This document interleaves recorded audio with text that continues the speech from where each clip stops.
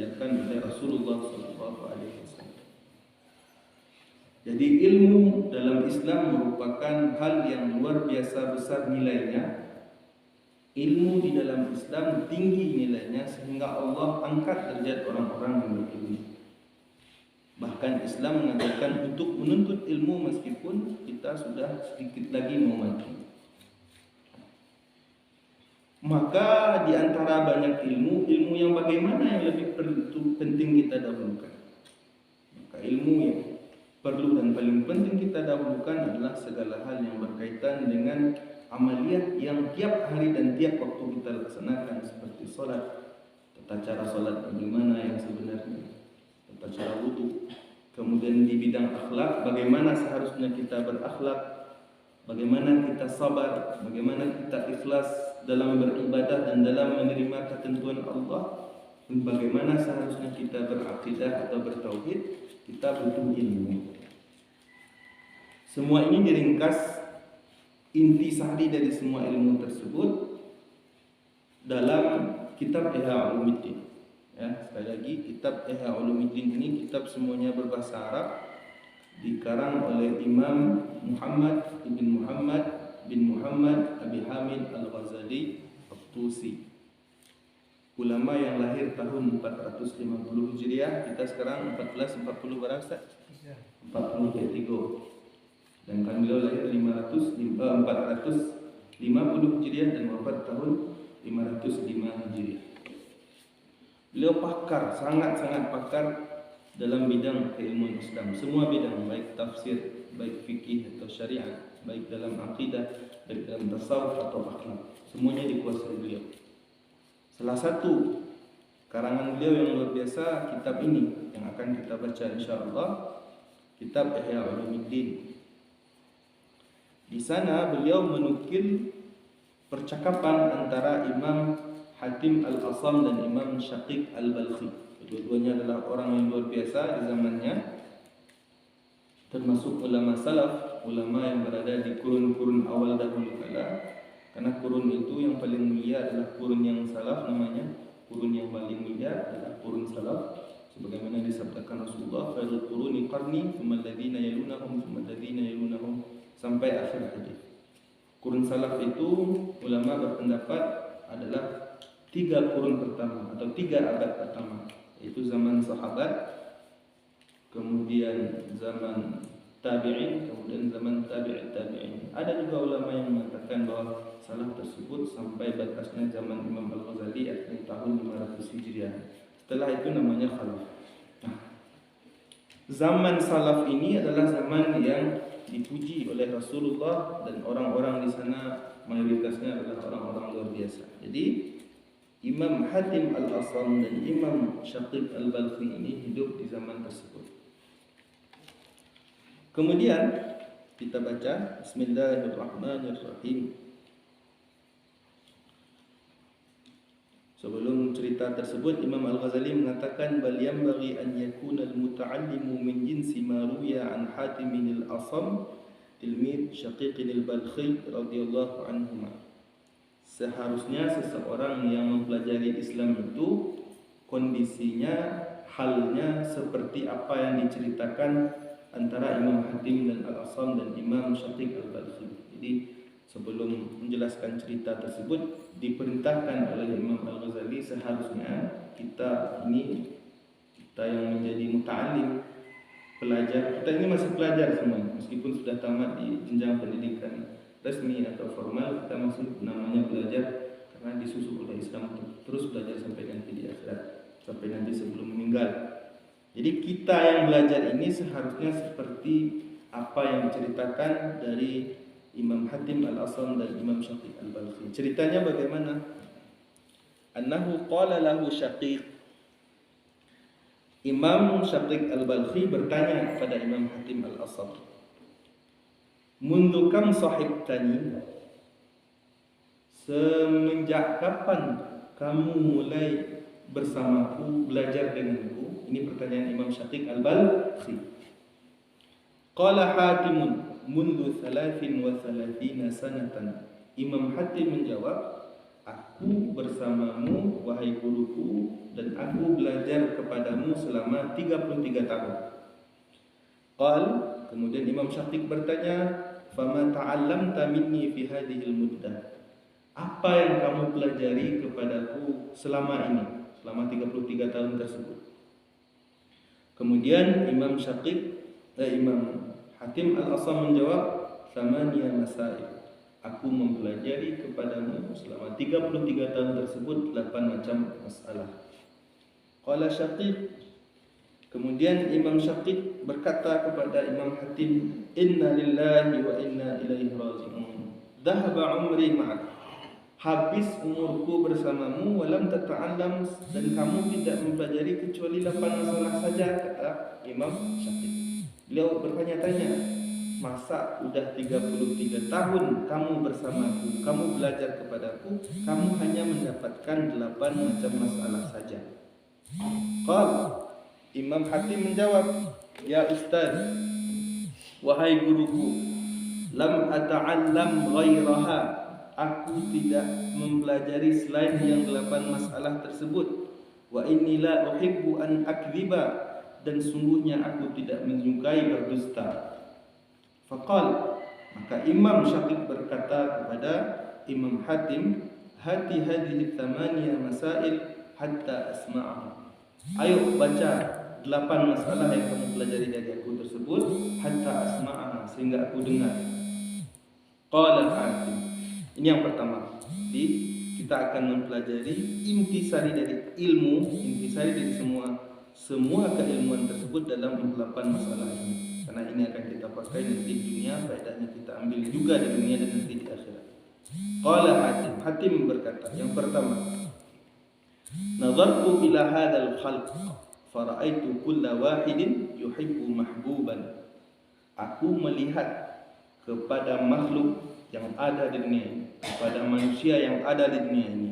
Fara'aitu kulla wahidin, maka aku perhatikan masing-masing dari makhluk tersebut, masing-masing dari manusia tersebut, yuhibbu mahbuban, mencintai kekasihnya. Benar? Benar. Ya, semua makhluk pasti mencintai kekasihnya, tapi tergantung apa kekasihnya. Adakah kasihnya suaminya sebagai seorang perempuan, atau istri bagi dia yang laki-laki, atau hartanya, tergantung nanti. Fahuwa ma'a mahbubihi ilal qabri, maka orang tersebut, makhluk tersebut akan bersama kekasihnya sampai nanti ke kubur saja. Fa idza wasala ilal qabri, maka apabila manusia atau makhluk tersebut sudah sampai ke kubur, maksudnya apabila sudah dikuburkan, faraqahu, kekasih tersebut akan meninggalkan makhluk tadi, manusia tadi atau kekasihnya. Maksudnya, kalau Imam Hatim Al-Asam melihat perangai makhluk yang ada di dunia ini, beliau melihat bahwa semua makhluk atau rata-rata makhluk dunia ini mencintai yang namanya kekasihnya. Kemudian di saat dia mencintai kekasihnya tersebut, dia meninggal, dimasukkan ke dalam kubur. Yang dia masuk ke kubur, sedangkan kekasihnya tersebut setelah dikuburkan langsung meninggalkan dia. Benar apa adanya? Benar. Ya. Faqal faja'altul hasanati mahbubi.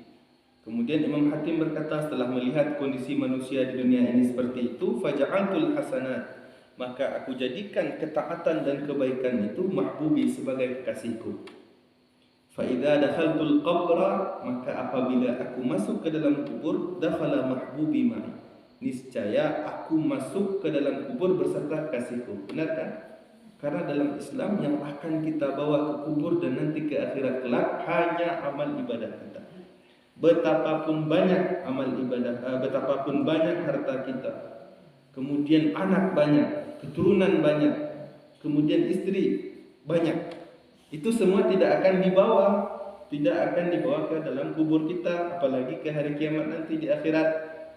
Ya kan? Nah, oleh karena itu Imam Hatim Al-Asam melihat bahwa yang seharusnya kita bawa itu adalah kekasih kita. Kekasih yang juga akan menemani kita di kubur dan nanti di akhirat kelak. Sedangkan satu-satunya yang bisa menjadi kekasih kita sampai ke kubur dan ke hari kiamat nanti adalah amal ibadah kita dan kebaikan-kebaikan yang ada di dunia. Maka Imam Hatim Al-Asam menjadikan kekasihnya beliau berupa ketaatan dan menjadikan ibadah sebagai kekasih beliau. Paham ibu-ibu bapak? Mendengar itu, Imam Syafiq berkata ahsan. Setelah Imam Syafiq terkejut bahwa 33 tahun hanya mendapatkan 8 masalah, akhirnya Imam Syafiq tersebut memuji atau bahagia tentang jawaban Imam Hatim Al-Asam tersebut. Ya Hatim, famadhaniya. Wahai Hatim, apa masalah yang kedua yang kau pelajari dariku? Faqala. Imam Hatim menjawab, nadartu fi qaulillahi azza wa jalla. Aku berpikir tentang firman Allah Ta'ala yang berbunyi, wa amma man khafa maqama rabbih wa nahan nafsa 'anil hawa fa innal jannata hiyal ma'wa. Kata Imam Hatim Al-Asam, aku berpikir tentang ayat ini, wa amma man khafa ayatnya, dan adapun orang-orang yang takut maqama rabbih, takut kepada pertanyaan Allah nanti di hari kiamat, di mana hamba tersebut akan diberdirikan oleh Allah untuk ditanya. Kemudian karena dia takut berdiri di hadapan Allah untuk menjawab pertanyaan Allah, dia mentakwakan diri kepada Allah, wa nahan nafsa 'anil hawa, dan dia melarang dirinya atau mencegah dirinya untuk memperturutkan hawa nafsu, fa innal jannata hiyal ma'wa, maka orang tadi adalah mendapatkan surga sebagai masiruhu atau ma'wahu, sebagai tempat tinggal terakhir di dia.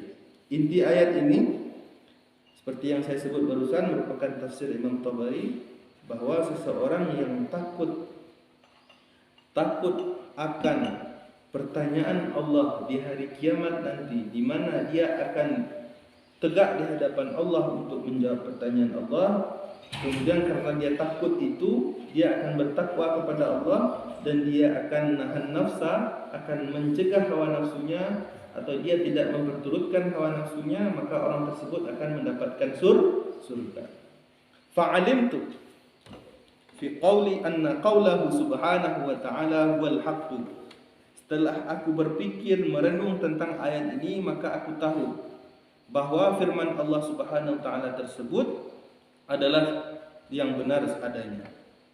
Fa ajhadtu nafsi, maka aku payahkan diriku, maka aku bersungguh-sungguh fi daf'il hawa, dalam mencegah atau menolak hawa nafsu, hatta istaqarrat ala ta'atillah, sehingga nafsu tersebut tetap di jalan taat kepada Allah. Nafsu tersebut ada kalanya mutmainnah, artinya nafsu yang selalu bergerak kepada ketaatan kepada Allah, selalu bergerak dalam kebaikan. Ada kalanya nafsu tersebut bergerak dalam kemungkaran.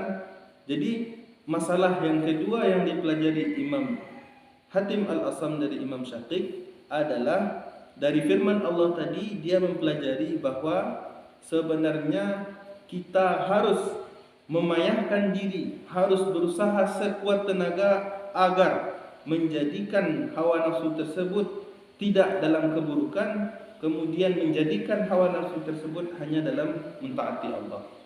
Ini masalah yang kedua. Yang ketiga, anni nadartu ila hadzal khalqi, sesungguhnya aku melihat, aku memperhatikan makhluk di dunia ini. Fara'aitu kulla man ma'ahu syai'un lahu qimatun wa miqdarun rafa'ahu wa hafizahu. Aku, kata Imam Hatim di masalah yang ketiga, aku lihat, aku perhatikan makhluk di dunia ini, maka aku dapati masing-masing makhluk tersebut yang memiliki harta atau yang memiliki sesuatu yang berharga atau bernilai, dia memuliakan apa yang dia miliki tersebut, kemudian dia jaga. Tsumma nadartu ila qaulillah, kemudian aku lihat firman Allah Ta'ala, ma indakum yanfad, apa yang di sisi kamu akan binasa, wa ma indallahi baqin, dan apa yang di sisi Allah akan kekal selamanya, abadi untuk selama-lama. Fakullama waqa'a ma'i syai'un, maka setiap kali aku mendapatkan sesuatu, suatu tersebut qimatun lahu qimatun wa miqdar, sesuatu tersebut memiliki nilai dan berharga, wajjahtuhu, aku arahkan sesuatu yang aku miliki tersebut ilallah, kepada jalan Allah, liyabqa indahu mahfudha, supaya sesuatu yang bernilai yang ada di sisi aku tersebut kekal di sisi Allah dalam keadaan dijaga Allah. Apa maksudnya? Jadi Imam Hatim berpikir, merenung bahwa makhluk yang ada di dunia ini, kebanyakan mereka yang memiliki harta, yang memiliki sesuatu yang berharga dan bernilai, selalu menjaga dan memelihara apa yang berharga tersebut, ya kan? Oleh karena itu beliau mengingat firman Allah Taala, ma indakum yanfadu wa ma indallahi baqi. Sesuatu yang di sisi kamu akan hancur, akan binasa, sedangkan sesuatu yang di sisi Allah akan kekal selamanya. Setelah Imam Hatim melihat firman Allah tersebut, beliau berprinsip, setiap kali beliau mendapatkan atau memiliki sesuatu yang berharga dan bernilai, maka beliau arahkan sesuatu tersebut ke jalan yang Allah ridai, supaya sesuatu tersebut kekal dan dijaga oleh Allah. Contohnya, harta. Sebagian dari kita bersedekah, misalnya takut mubazir. Misalnya di rumah banyak makanan, kemudian makanan tersebut genlah ke orang ko pada mubazir, pada banyak sayur, jaslah ke orang. Dapat pahala tisketik. Itu yang seharusnya. Yang seharusnya ikuti firman Allah, lan tanalul birra hatta tunfiqu mimma tuhibbun. Kita ini, orang Islam ini, tidak akan mencapai kebaikan yang hakiki kecuali kalau kita sedekahkan, kita nafkahkan sesuatu yang kita cintai. Jadi kalau kita mencintai harta kita 1 juta, untuk mendapatkan kebaikan hakiki tersebut, ya sedekahkan 1 juta. Kau apa? Kalau sedekah 1.000, 2.000. Kalau menolong memandang kata buang, berpahala lai gue, kalau lai ikhlas berpahala lai. Tapi yang namu awak kau pasti ingin yang paling tinggi nilai, no? Maka berikan sesuatu yang paling awak cintai agar awak mendapatkan nanti ganjaran yang luar biasa pula di akhirat nanti. Jadi dari hal pola Imam Hatim Al-Asam berkesimpulan, agar harta atau segala hal yang berharga kita miliki bisa menjadi kekal selamanya dijaga Allah, gunakan harta tersebut, gunakan sesuatu yang berharga tersebut untuk jalan Allah. Kalau sesuatu yang berharga tersebut adalah harta, maka cara menjaga harta tersebut kekal selamanya, sedekahkan, gunakan untuk kebaikan dan ketaatan Allah, maka ganjaran pahalanya nanti di surga akan jauh lebih besar. Belum lagi nanti kemudahan rezeki yang akan Allah datangkan di surga. Kan jadi ibu bapa, kalau awak biasanya yubana ikhlas, yubana juh hati paling dalam membahas sedekah, nanti akan diganti Allah lebih banyak. Kamu sendiri merasukan. Karena itu pun janji Allah. Ar-rabi'atu, nang kampe lah. Masalah yang kampe yang dipelajari Imam Hatim Al-Asam dari Imam Syafiq selama 33 tahun. Anni nazartu ila hadzal khalqi. Aku memperhatikan makhluk di dunia ini. Fara'aitu kulla wahidin minhum, maka aku perhatikan masing-masing mereka kembali kepada harta mereka, atau kembali kepada keluarga mereka yang mulia, atau berbangga-bangga dengan nasab atau keturunan mereka. Fa nazartu fiha, maka aku renungkan dalam masalah tersebut. Beliau renungkan kenapa manusia ini selalu berbangga-bangga dengan hartanya, berbangga-bangga dengan keluarga dia yang mulia, berbangga-bangga dengan nasab dia yang juga mulia. Kemudian apa hasil renungan Imam Hatim? Faidan hiya la syai'. Ternyata harta yang banyak yang kita banggakan, keluarga yang mulia yang kita banggakan tersebut tidak ada sama sekali nilainya. Summa nazartu, kemudian aku pandang, aku lihat firman Allah Ta'ala, inna akramakum indallah atqakum. Sesungguhnya orang yang paling mulia di antara kamu adalah, sungguhnya akramakum, orang yang paling mulia di antara kamu di sisi Allah atqakum, adalah orang yang paling takwa.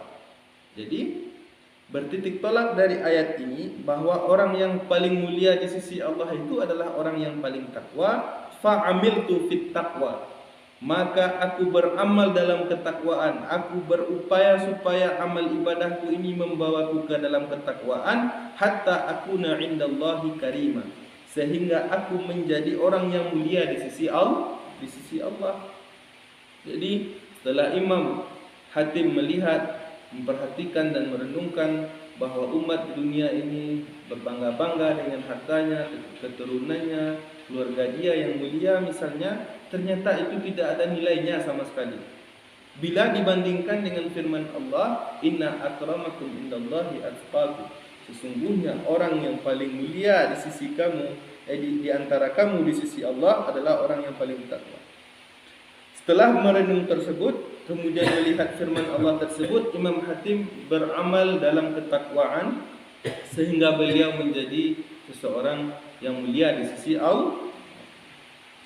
Ar-rabi'atu, masalah yang keempat, anni nazartu ila hadzal khalq, aku perhatikan makhluk di dunia ini, fara'aitu kulla wahidin minhum, ini sudah yang kelima, ini hampir ya, yang kelima boleh. Anni nazartu ila hadzal khalq, aku perhatikan makhluk yang ada di dunia ini, wa hum yat'anu ba'duhum fi ba'd, sedangkan makhluk tersebut saling menikam satu sama lain. Wa yal'anu ba'duhum ba'dha, sebagian mereka sesama mereka saling melaknat, saling mencerca. Wa aslu hadza kulluhu al-hasad. Wa aslu hadza kullihi al-hasad. Dan asal atau sumber ini semua adalah kedengkian. Jadi beliau perhatikan makhluk, beliau perhatikan manusia ini banyak yang saling cerca mencerca, saling mencaci, saling menjatuhkan satu sama lain, maka aku perhatikan bahwa ini semuanya berasal dari hasad, kedengkian. Kemudian thumma nazartu ila qaulillahi azza wa jalla, kemudian aku lihat firman Allah Ta'ala yang mengatakan, nahnu qasamna bainahum ma'isyatahum fil hayatid dunya, kami kata Allah, kami telah membagi di antara makhlukku atau di antara makhluk kami penghidupan mereka di hidup di dunia ini. Jadi di ayat ini menjelaskan bahwa penghidupan kita di dunia ini semuanya adalah pembagian Allah. Baik penghidupan itu berupa arzak, rezeki, ataupun al-aqwat, makanan, atau misalnya keberkatan, itu semua adalah pemberian Allah atau pembagian Allah. Hanya Allah yang berhak untuk membagi tersebut. Fataraktul hasada, setelah aku lihat bahwa banyaknya makhluk di dunia ini saling mencerca, saling menjatuhkan satu sama lain dikarenakan dengki, kemudian aku lihat firman Allah bahwa Allah lah yang membagi semua yang ada di dunia ini. Fataraktul hasada, maka aku tinggalkan sifat dengki. Wajtanabtul khalqa, dan aku jauhi makhluk yang akan menjauhkan aku dari Allah. Wa alimtu, dan aku ketahui, annal qismata min indillahi subhanahu wa ta'ala, bahwa sungguhnya pembahagian itu hanya mutlak milik Allah subhanahu wa ta'ala. Fataraktu adawatal khalqi anni, maka aku tinggalkan memusuhi makhluk. Artinya aku tinggalkan sifat yang suka memusuhi makhluk, sifat yang suka memusuhi manusia. Aku tinggalkan sifat tersebut di dalam hati. Jadi karena dengki banyak orang yang saling menjatuhkan. Karena dengki banyak orang yang saling mencerca satu sama lain. Sedangkan yang memberikan semua itu Allah. Kaya teman kita yang memberikan Allah. Berilmu teman kita yang memberikan Allah.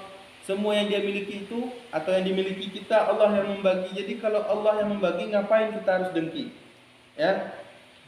Jadi belajar dari itu semua, Imam Hatim mengatakan bahwa aku tinggalkan, semenjak itu aku tinggalkan segala macam sifat dengki. Aku jauhi makhluk, aku jauhi manusia yang akan menjauhkan aku dari Allah. Dan aku ketahui dan aku yakini bahwa pembagian hanya milik Allah, sehingga aku tidak lagi bermusuhan dengan makhluk Allah.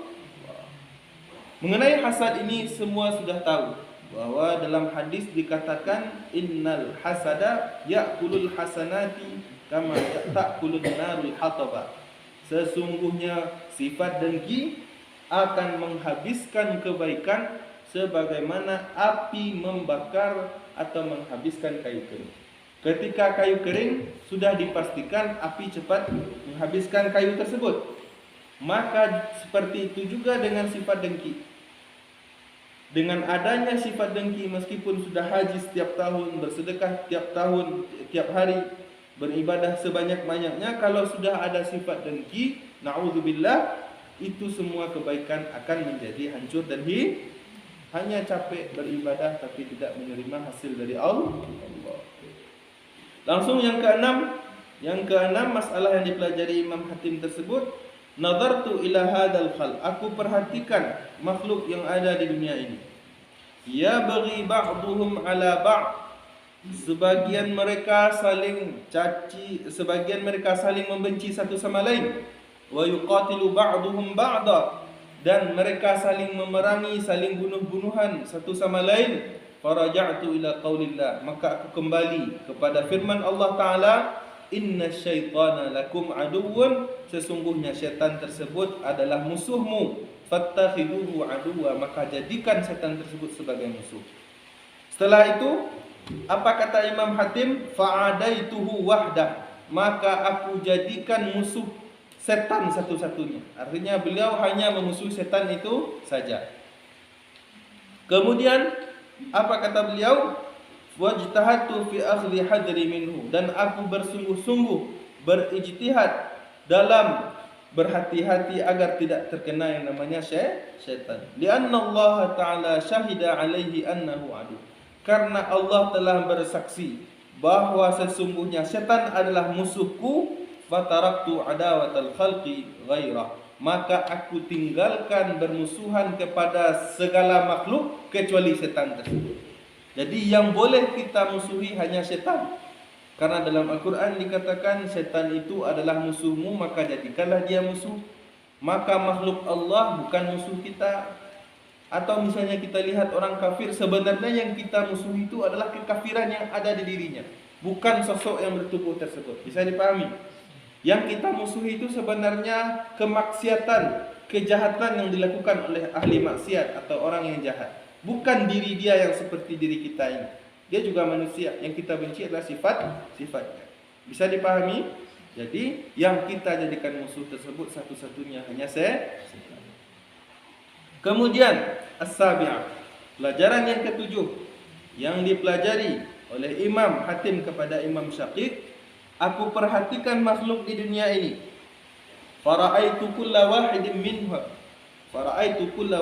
minhum, maka aku lihat, aku perhatikan masing-masing mereka, yatlubu hadhil kasra, mereka mencari sesuap nasi, mereka mencari sepotong roti, fayudhillu fiha nafsah, kemudian dia hinakan diri dia untuk mendapatkan sepotong nasi tersebut, wa yadkhulu fima la yuhallu lahu, dan dia masuk ke dalam hal-hal yang tidak dihalalkan bagi dia, dia kerjakan hal yang haram untuk mendapatkan sesuap nasi. Tsumma nadartu ila qaulillahi ta'ala, kemudian aku lihat firman Allah Ta'ala, wa ma min dabbatin fil ardi illa 'ala Allahi rizquha, tiadalah dari setiap yang melata di dunia ini, baik melata itu manusia ataupun melata itu binatang, illa 'ala Allah, kecuali rezekinya sudah dijamin Allah. Jadi segala yang melata di dunia ini, segala yang hidup di dunia ini, semuanya dijamin rezekinya oleh Allah. Fa'alimtu anni wahidun min hadhihi dawab, maka aku tahu setelah melihat kondisi makhluk, setelah melihat ayat tadi, maka aku ketahui anni wahid, sesungguhnya aku adalah salah satu dari makhluk atau dari yang melata tersebut, yang mana Allah yang menjadi penjamin rezekinya. Fastaghaltu bima lillahi ta'ala alai, maka aku sibukkan diriku untuk segala hal yang Allah wajibkan di atasku. Wa taraktu mali indahu, dan aku tinggalkan apa yang menjadi bagianku, aku serahkan apa yang menjadi untukku kepada Allah. Jadi dipelajarilah dari ini semua bahwa kita ini sudah dijamin oleh Allah rezekinya. Ya, Karena kita sudah dijamin rezekinya oleh Allah, maka yang kita kerjakan hanya apa yang Allah wajibkan saja, apa yang Allah suruh saja. Setelah kita kerjakan yang wajib, kita serahkan atau kita kerjakan segala yang disuruh Allah, maka yang namanya rezeki atau apa yang menjadi hak kita nanti akan Allah berikan. Itu pelajaran hidup yang dipelajari oleh Imam Hatim kepada Imam Syafi'i. Yang terakhir, nazartu ila hadzal khalq. Aku perhatikan makhluk di dunia ini. Fara'aituhum kullahum mutawakkilina ala makhluk. Maka aku lihat makhluk di dunia itu semua mereka bertawakal, berserah diri kepada makhluk. Hadza ala dhai'atih. Ini dia bertawakal, berserah diri kepada tanah dan penghasilan tanahnya atau penghasilan kebunnya. Wa hadza ala tijaratih. Seseorang ini menyerahkan dirinya kepada perdagangannya, sana'atihi dan profesi-profesi lainnya, dan ini bertawakal atau menyerahkan dirinya ala sihhati badanihi kepada kesehatan tubuhnya. Dan aku lihat makhluk tersebut bertawakal kepada manusia yang lain atau makhluk yang lain. Faraja'tu ila qaulillahi ta'ala, maka aku perhatikan firman Allah, wa ma yatawakkal 'ala Allah fahuwa hasbuh. Siapa yang bertawakal sebenar bertawakal kepada Allah, fahuwa hasbuh, maka Allah lah yang akan mencukupi. Setelah melihat kondisi makhluk di mana mereka itu bertawakal kepada pekerjaannya atau berserah diri kepada pekerjaannya, kepada hartanya, kepada kesehatan tubuhnya ataupun kepada manusia yang lain, maka imam tersebut mengatakan bahwa Allah mengatakan sesungguhnya orang yang bertawakal kepada Allah, maka Allah lah yang menjaminnya. Apa yang hasil daripada hal tersebut? Fatawakkaltu 'ala Allah, maka aku bertawakal kepada Allah, fahuwa hasbi, maka Allah lah yang mencukupkanku. Jadi 8 inilah intisari dari ilmu yang perlu kita amalkan sehari-hari agar amal tersebut baik adanya kemudian diterima oleh Allah Subhanahu wa taala. Kita cukupkan pengajian kita pada kesempatan kali ini. Mudah-mudahan Allah berikan keikhlasan kepada kita semua untuk mengamalkan, untuk menyampaikan dan mengingatkan sesama kita, dan kita menjadi hamba Allah yang selalu dalam keridhaan Beliau. Amin ya rabbal alamin. Aqulu qawli hadza wa astaghfirullahal azim innahu huwal ghafurur rahim. Subhanallah.